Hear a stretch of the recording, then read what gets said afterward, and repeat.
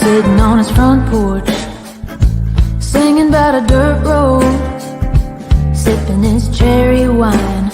He said, Tay, this'll never get old, and I'm gonna tell you why. It's called a simple lie. So unwind your mind and give it a try. Back in Southern California, running in a rat race, I can't get no real love. Yo, what's going on? Welcome to the We got Taylor Ray today. Woo-hoo! All right, Taylor, what's going on? But before we get started, Taylor, I got to give a couple shout outs to FN Scar platforms. We want to thank you for always sponsoring us. Shout out to Dunkin' Donuts crew down at Fish Hot. We just want to say, if you say embrace the power when you go through the drive-thru, they give you a free donut.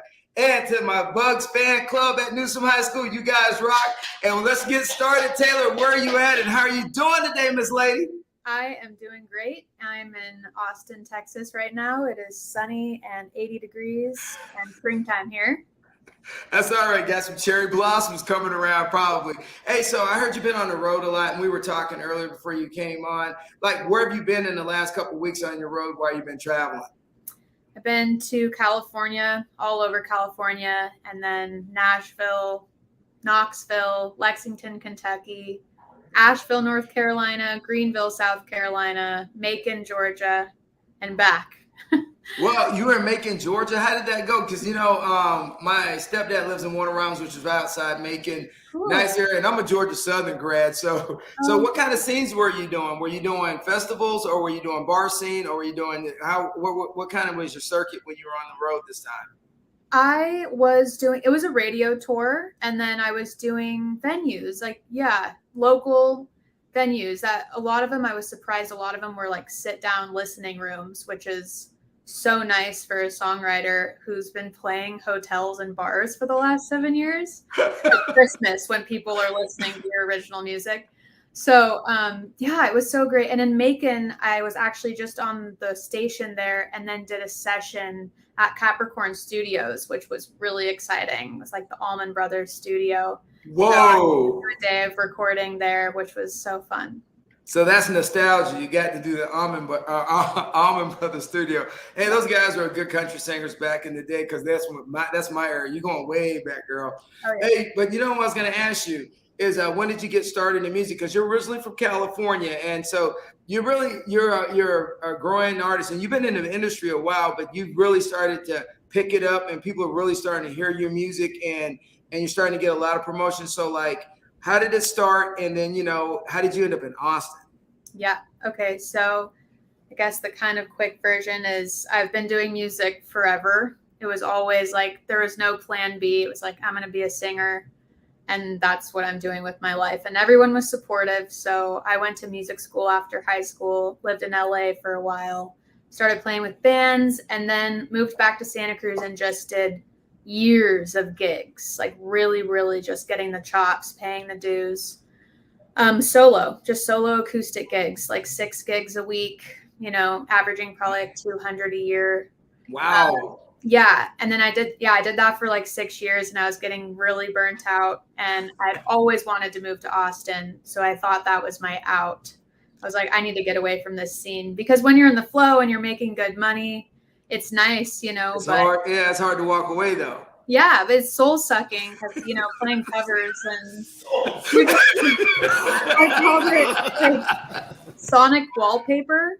Yeah, you're just there to create somebody else's vibe, like you're not sharing your art. But yeah, it was great. I'm so glad I had that experience. But I moved out here, and since I've been here, I focused more on writing and playing original gigs. And all right. we did the album last year in 2021. And that's kind of when everything really started to pick up, because I wanted to do it 110%. I was like, all right, if I'm going to do this thing, we're going to do it the right way. And so we brought on tons of people for the team, the Taylor Ray team. So Oh, right. So you guys went full force. So let me ask you a question. So out of high school, when did you kind of make a decision that you're going to decide to be a starving artist and and put your heart into it? Because a lot of people make decisions after they go to college. Or did you go to college and play music, or did you just like, okay, after high school, this is it? It was it. Yeah. My high school counselor even she told me not to take the SAT or the ACT. She's like, you're going to be a musician. You don't need to apply to these universities. I already knew I wanted to go to school, and I just did a couple years there getting like a vocal performance degree. Oh, no. Hey, but you're doing great, because we're looking at your website right now. You got these killer photos. Yeah, I mean, whoever your marketing is gorgeous. Your videos are awesome. You're at least setting a really good trend. And I like it earlier before we came on, but you saying about your music inspiration. So like, who inspired you? Who are your inspirations? Because you're from Santa Cruz, the banana slug country. So like who were you inspired? Was it the Beach Boys, or like who inspired you as you came up? I think as a songwriter and female performer, my biggest inspirations were Sheryl Crow and Carole King, Bonnie Raitt, Norah Jones. Those are some big ones. Oh yeah. So how do you look at your quality of your music when you're performing? And I know you're performing because you're Taylor Ray, but kind of what's your legacy on being remembered as that artist? What do you kind of like when people compare you? Where do you see yourself being compared to? I like that you said Sheryl Crow, because I never really considered Sheryl Crow country music, but hey, what do I know? I like Sheryl Crow. I like Sheryl Crow. She's amazing. Yeah, I think more than any like genre, I try hard not to box myself into any genre. So I'd like to be remembered just as a songwriter, a writer who just wrote whatever. You don't want to be labeled, right? Is that what it is? I don't mean to interrupt, but you don't want to be labeled. Right. Exactly. Yeah. So you want to be a genre, universal song person. So would you ever do rock or anything like that? Like a mixture? Yeah, I did a lot of Southern rock. Forgiveness is I think the 9th song on the album, maybe the 10th, and that one goes hard. I mean, that one's like Zeppelin. Zeppelin was our big inspiration for that. So yeah, I think the album has a little bit of everything. I would say there's only one country song on there, in my opinion, which is the single. Right. It's like easier to market as country, but yeah. Hey, so what about siblings and stuff? So your family, you told me they relocated down to Austin. So like, how many siblings you got? What do you guys got going on? I mean, your parents got to be supportive. They left all beautiful Southern California, and moved back down to Austin. And Austin's a great college town to be able to put music out. You get the influence of being able to play the college scene there is a remarkable audience. So what's the family like with you? You have siblings? Yes, I have an older brother who's married and has 3 daughters, and he was the first one to move out here. He moved out here for a job, which was convenient for me because I already knew I wanted to live here. So he moved out here, and then my parents wanted to be grandparents close by. So they wanted to retire here. And then I have a younger sister, and she did her master's here. So now everyone is. Oh, so she at University of Texas graduate? Yeah. Mm-hmm. Oh, go Longhorns. Oh, Lord. Yes. Hey, so what song do you got for us today? I'm going to do Home on the Road because I just, it's a nice sunny day here. I feel like this is the most upbeat song I could choose today. Rock it out. Rock it out.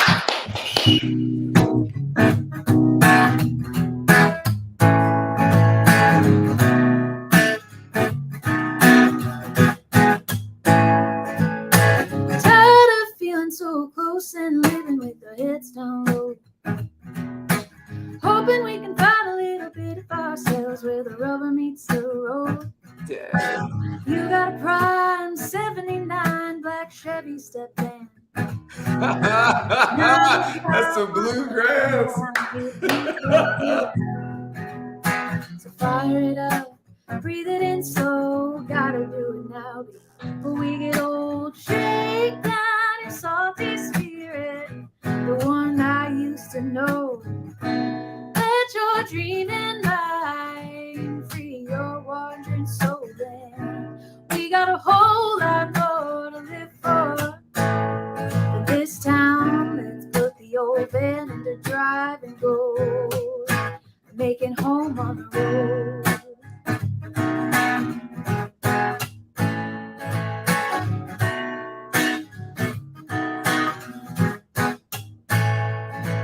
It's 104 on the side of 85 at a rest stop. A heat gauge red light, and I got one thought: to pass the time.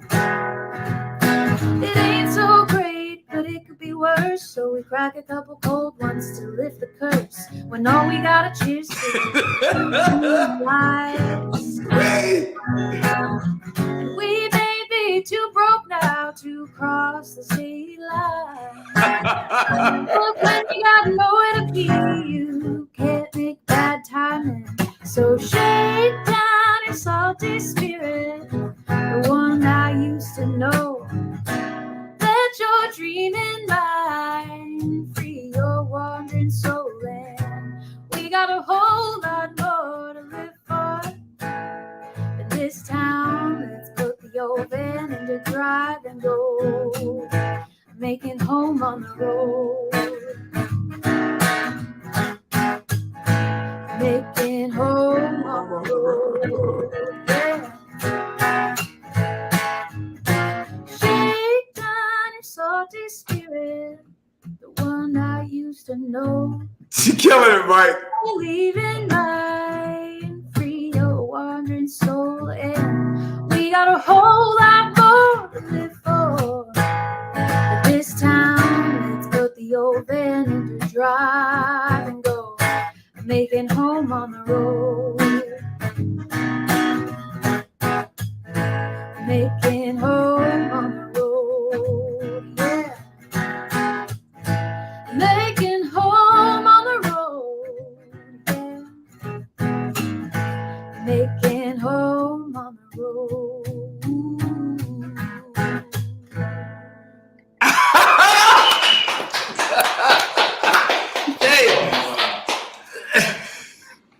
That was nice. That was nice. Hey, she was smiling away when she was saying, man, that is her passion.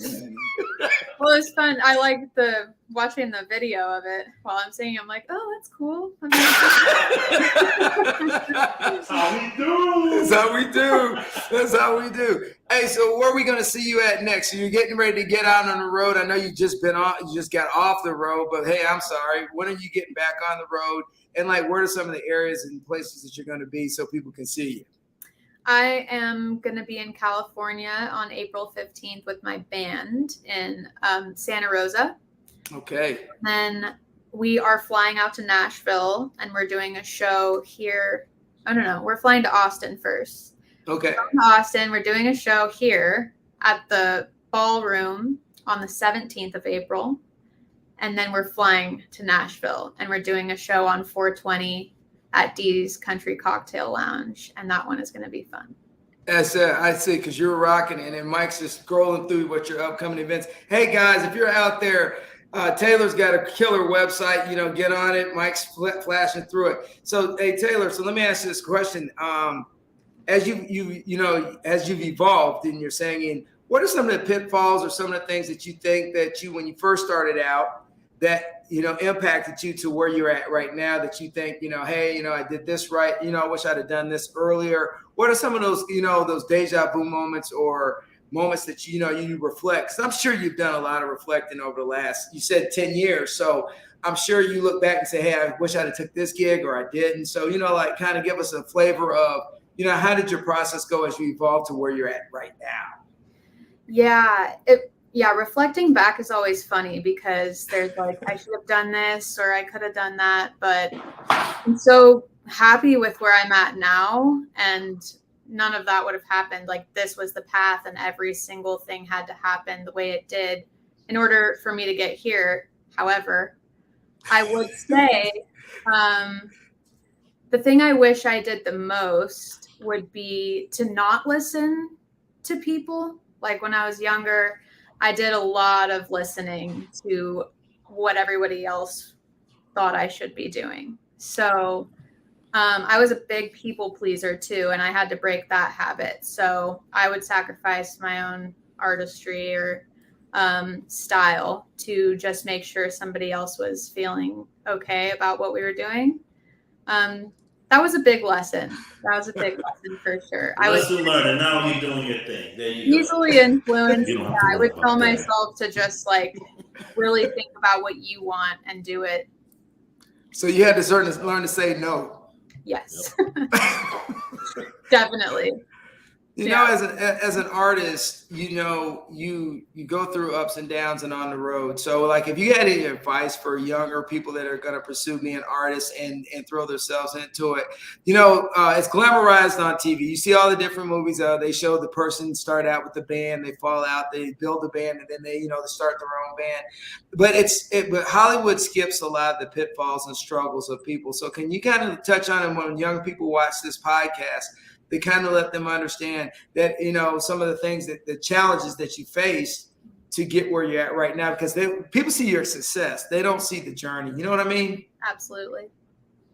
Yeah. I would say if you're just starting out in music career, get really, really good at what you want to do. You know, I try and focus in on one thing and get really, really good at that one thing, because anything that happens after that, you already got the most important part covered.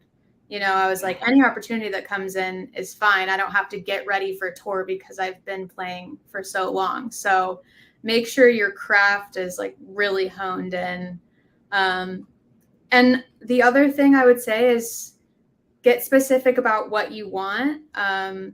You know, manifestation, say what you will about it, but that has been huge for me.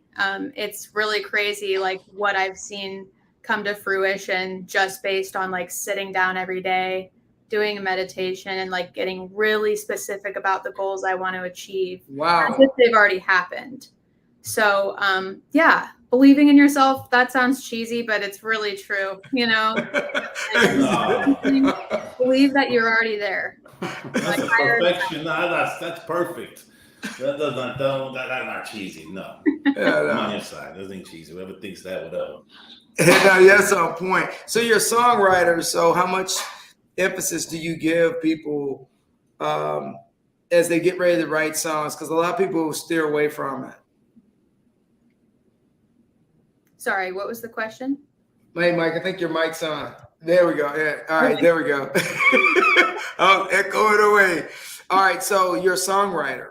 And as you write music, what advice do you give people that want to pursue songwriting? Because there's a lot of artists that can sing and they want to write music and then they don't do it. So you've taken another level because you're actually writing music, you know, composing it, making it happen. So what advice do you give to people that, you know, want to pursue making sure that they're writing song music and finding inspiration? Because, you know, that's not easy. Not everybody can do that. Yeah. Journaling every day really helps starting out. When I write songs, I don't write songs in like a conventional way necessarily, so I don't know how good this advice is, but I try and write just from a subconscious place. So whatever comes to my mind first is like, I really try and keep that in the song, whether it's a melody or lyrics. And I've found that the more vulnerable you can get in a song, the more relatable it is. Even if you think it's so personal and you're like exposing your life, people really connect to that. Okay. Yeah. And I think, if you're just starting out and you haven't written before, teaming up with somebody who has, like, collaborating, you know, would be a good idea. Just like kind of learn how the process goes. So who have you collaborated with? And because I noticed I haven't seen you on like a lot of people are starting to do their own live shots on StreamYard or on YouTube, and they're singing with other artists. And so have you started looking at that process as you continue to go? Yeah, I haven't done too many co-writes, you know, what they call them in Nashville, because I have a really hard time just walking into a room on any given day that's like scheduled and coming up with the song. Like I wait for it to come to me, which is why I could probably never be a staff songwriter, that is another skill, which I am just like always amazed by. But I do love to collaborate on other people's albums. So a lot of my friends will make records and they want me to feature on a song or just sing backups. And I love the production side of music too. And so any chance I get to work on somebody else's music, I'll take it for sure. Awesome. Do you mentor any young artists right now? Not officially, but I do. I have friends that are doing, a really similar thing to what I'm doing, and we all share information. I like to be in a community where we're not holding our contacts or like our venues.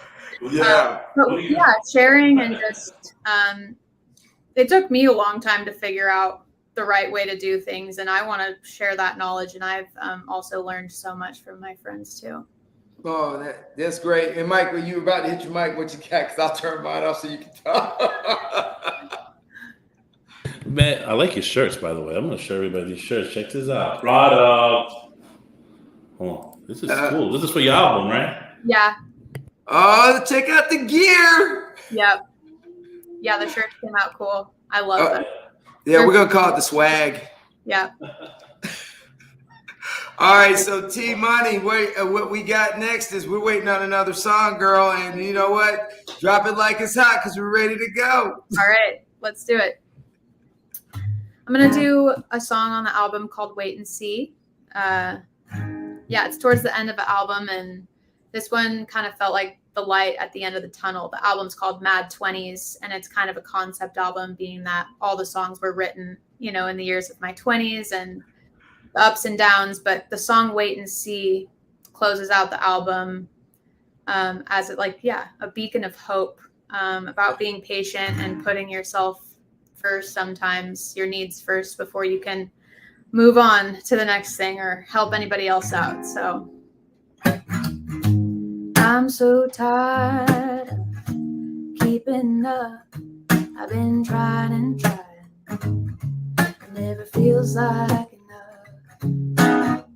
I don't have time, so I let it slide, hoping one day I'll Yeah, find she has a good voice, man. to toe your line. 'Cause nobody knows the space you take up in my head.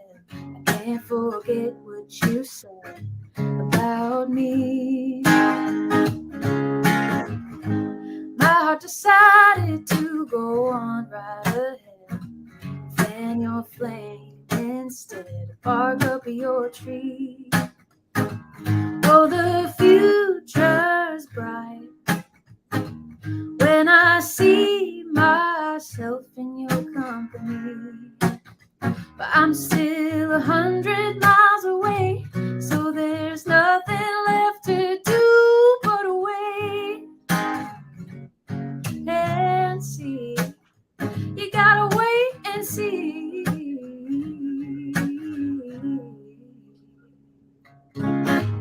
Only time will tell if I've done well. One day I'll wake up in the morning and I'll feel like myself. Dude, that is not country music. Maybe easier to stay in my same old ways. I'll do the work to make a change. Maybe then, I can meet you halfway. Nobody knows the space you take up in my head. I can't forget what you said about me. My heart decided to go on right ahead. Fan your flame instead, bark up your tree. Oh, the future's bright when I see myself in your company. But I'm still 100 miles away, so there's nothing left to do but wait and see. You gotta wait and see.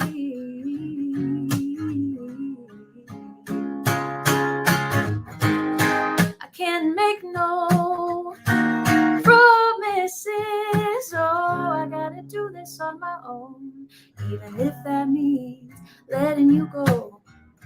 'Cause nobody knows the space you take up in my head. I can't forget what you said about me. My heart decided to go on right ahead. Fan your flame instead. Bark up your tree. Oh, the future's bright when I see myself in your company. But I'm still 100 miles away, so there's nothing left to do but wait and see. You gotta wait and see. You gotta wait and see. Oh, you gotta wait and see.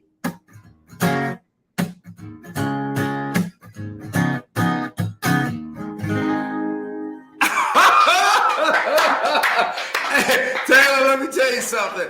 That's a Key West song all day long, man. You know this. I'm telling you, kick it in a Key West with a good adult beverage. Oh, that's a good way to put it. I don't like that, but oh my God, that song is beautiful. Yeah. I was like, man, all I was thinking about was, hey, you know what? I was in Key West a couple of months ago. That would have been just like sitting out watching the sunset. Booyah. Stress reliever all day. I was like, oh man, I want a margarita or something now. Right? Yeah, no, that sounds really good right now. Actually. Yeah. Oh yeah. Hey, so the last before we get out of here, and we got to have this, is that any advice, what is your imprint, and what do you want your eulogy to look like when you get ready to walk away after all this? Because you got about 30 more years of good singing left in you, homie, or a lot longer. So before that, what would you really like to leave young people with? And, and what is your imprint? Yeah, I would say I would be happy with everything as long as I knew I was always true to myself and as vulnerable as I could be with friends and family and strangers. That's just how I connect people through my songwriting and the rawness of it. Because life honestly sucks, like most of the time. And, we're all in it together. And that's not to say it's not beautiful, because it is, but that's how I would want to be remembered. That's what I want to leave behind, just knowing that I was the rawest form of myself with everybody. Wow, that's deep. Ooh, but it does suck, you're right. I mean, I had to just jump in there and express myself. Yes. But it's still dope. We're good. We're here. As the famous lines that we always say, the struggle is real. It's real, and it never stops. No matter what you achieve and what you do, like, it's just hard. We're out here to learn, That's what we're here for. So of course it's going to be hard. You can't learn a lesson unless you do it wrong. Yeah, and you're chalking it up for experience. So you know what? I was going to ask, and I didn't want to let you go before I asked you this. How much time do you actually spend rehearsing before you because I think a lot of people don't realize how much time you guys, or a person like yourself, puts just getting ready for a show weeks before. So how long do you actually rehearsal? With the band, my dudes are so awesome, and we don't live in the same place. So we'll just spend one day normally. But everyone does their homework, and I know that they put in a lot of work. As for me in solo shows, I've done thousands of them. So not a whole lot has to go into preparation. However, you got to warm up your voice, and your hands, and if you're up there for hours, that's really important. So yeah, the hours before the show are spent warming up, getting in the zone. Oh, all right, yeah, because I'm deaf-toned, so I can't sing a lick. But I need Martha to do Miss Martha Moore and Taylor. I would love for you guys, and I've got to send a note. You guys ought to sing at the Strawberry Festival here in Tampa, Plant City. It's one of the biggest venues they have here. And I was just out there this summer. This just a couple weeks ago. They had a bunch of artists out here. I would love to hear you come out there and jam out. But I know I've been invited to Nashville to hear you. Yeah. Oh man, I really want to take a trip out there. I've never been to the Tampa area, but I've heard such good things. And I know we just started spinning on some of the stations there. So oh yeah. So I definitely want to make it out. I really like Florida. And I would love to see you guys there. That would be Hey, that's right. That's right. What do we always say, Mike? When they get big, don't forget the little people, right, man? All right. Me. Don't forget about me. No. All right. So, Taylor, hey, we had a great time with you, and we really appreciated you coming out and singing, knocking out a couple tunes. Hey, everybody out there, you need to check out Taylor Ray. We've been pushing her website, her music, and you're on Spotify, correct? Yep. She's on everything. So get on the platform, buy her music. Hey, buy her swag, which is as awesome. She's got a new album out. And Taylor, as we always say, we appreciate you coming on. But as me and Mike always say, keep it rolling.